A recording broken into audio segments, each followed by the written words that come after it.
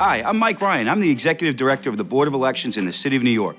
Thank you for taking the time to watch this important video today.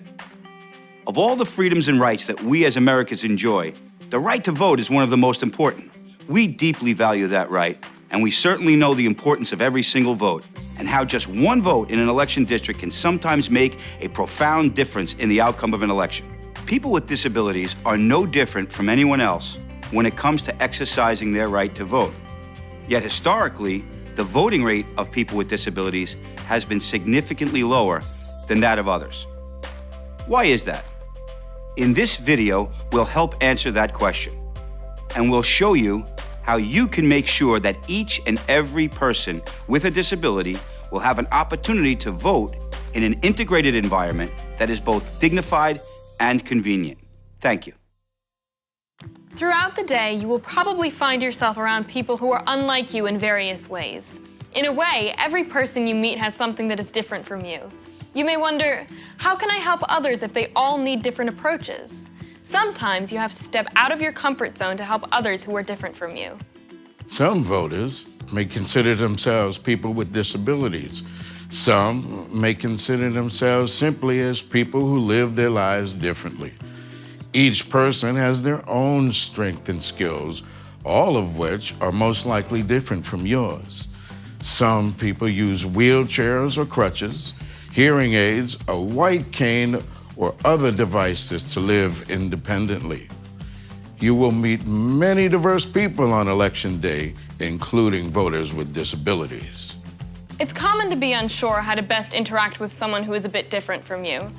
You might be afraid of saying something inappropriate or offending someone. The purpose of this video is to help give you confidence in how to best interact comfortably with people different from you. The key lesson is to communicate directly with the person and ask them how you can best help them. Remember, every registered voter has a right to vote. It's important for you to encourage them to complete the voting process and to help them when needed. We won't be able to address every form of disability in this video, but if you remember the following key points and apply them consistently, you can assure that every voter has a positive voting experience. So let's begin. As children, we were taught to treat others the same way we would want to be treated. That is the perfect mindset to have as you serve every voter.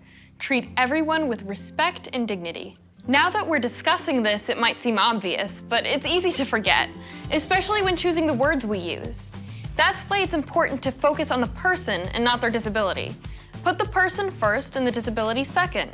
I use a wheelchair, and I'm a person with a disability, not a disabled person. Don't use words like crippled, handicapped, or special needs voter. Those words can be offensive or demeaning. And don't forget to use people's names once you've learned them. If the voter arrives with someone to assist them, remember to talk directly to the voter, not their assistant. You might need the help of the assistant to communicate with the voter, but keep in mind that it's the voter you are helping, not their assistant. So make sure the voter is the focus of your attention. Some disabilities are obvious, while many others are not. This can create a challenge when you're available to offer assistance, since you might not know exactly who needs it. If anyone asks for help and it's a simple request, you can provide it. If it's complicated, if it will take much time, or it will distract you from your job, refer them to the poll site coordinator. And just because somebody has a disability, it doesn't necessarily mean that they are in need of assistance. That's why help should only be provided when it's requested. Here's an example of how this might work. Excuse me. I just recently had back surgery, and I can't stand here much longer. Is there any way you can help me? Okay, let's see what we can do for you. Okay, thank you, thank you. Did you notice how the person who actually needed the assistance was not obvious?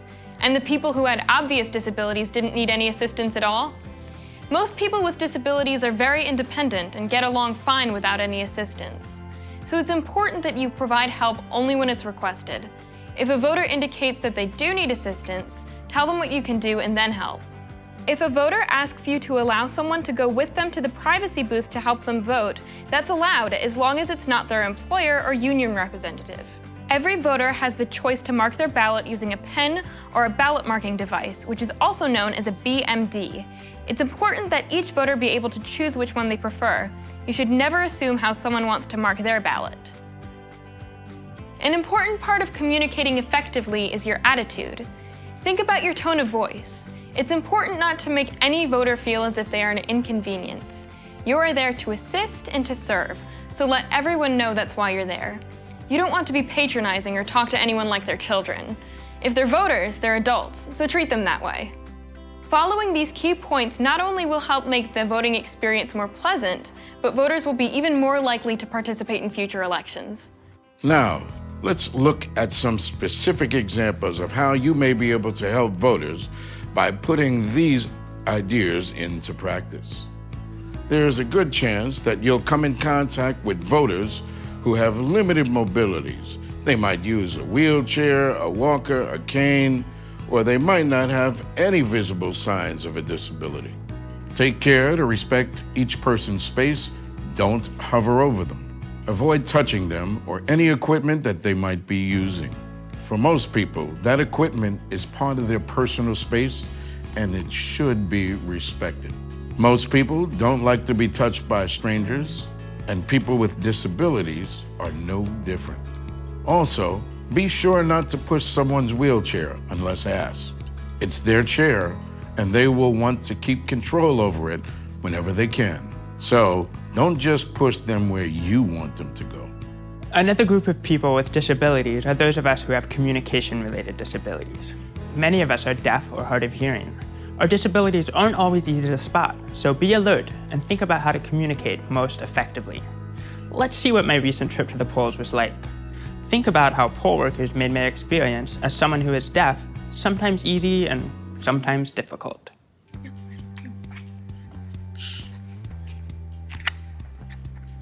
Hello. Do you know your ED/AD number? No, I don't. I'll look that up for you. What's your address? Thank you. I live at 18 West 79th Street. Please go to the table marked ED/AD 8356.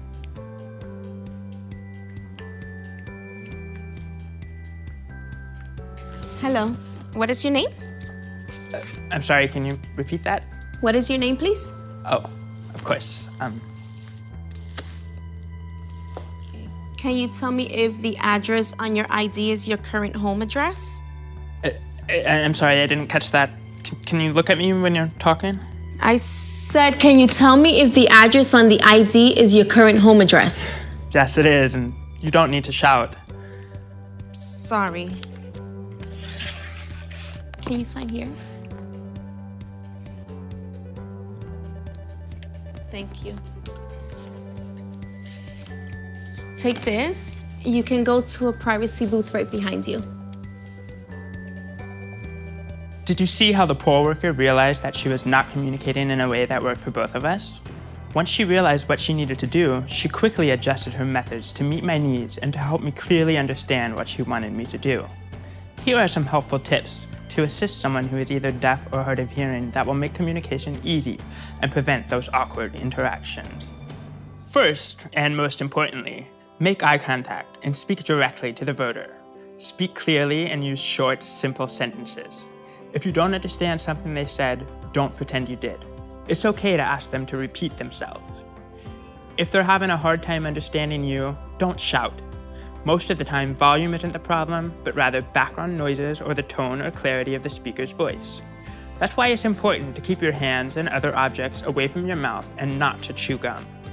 This will make the task of reading your lips much easier for the voters who read lips. If the voter doesn't understand something you've said, try saying your question differently. If they didn't understand you the first time, chances are that simply repeating a question again won't help. Sometimes different words are heard and understood better than others. So try again, but in a way that is simple and clear. Finally, if verbal communication isn't possible, or if the voter prefers it, have a pad of paper and a pen handy for written communication. Now let's talk about voters who have speech-related disabilities. Just like when you're working with a voter who is deaf or hard of hearing, if you don't understand something the voter said, don't pretend that you did. Ask the voter to repeat what they said, and then repeat it back to them to be sure you understood them correctly. When you need to ask the voter a question, try to ask questions that require a short answer or a nod of the head, like simple yes or no questions. Be patient. Do your best to understand the voter, but if you continue to have difficulty, ask if they can suggest another option for communicating. They may offer to write their answer on your pad of paper, but don't assume that is what they should do. Though this communication might sometimes feel difficult, it's important that you not become impatient or try to finish sentences for the voter. Hear them out and show them that they are valued and that you will take the time and effort to understand them.